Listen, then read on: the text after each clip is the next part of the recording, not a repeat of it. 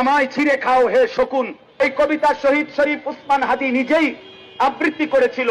সে বলেছিল যে আধিপত্যবাদের দোসররা আমার সারা দেহ ছিঁড়ে ছিঁড়ে খাও, কিন্তু আমার মাথা খাইও না, অর্থাৎ আমি মাথা বিক্রি করব না। কিন্তু দুশ্মন শহীদ শরীফ উসমান হাদির মাথায় গুলি করেছে, জীবন দিয়েছে, কিন্তু শহীদ শরীফ উসমান হাদি প্রমাণ করেছে ধ্রিম ধ্রিম বাজে গণ তুন্দুবি দামামা, হাকে বীর শির দেগা লিহি দেগা আমামা।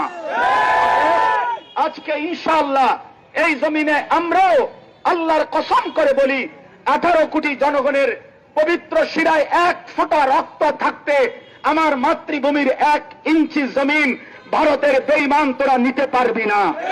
এই জমিন 1 রক্ত নয়, 1 হাদি নয়, লক্ষ কোটি হাদির রক্তের পবিত্র জমিনে প্রয়োজনে খুন ঝরবে, কিন্তু আজাদি থাকবেই থাকবে, থাকবেই থাকবে, থাকবেই থাকবে।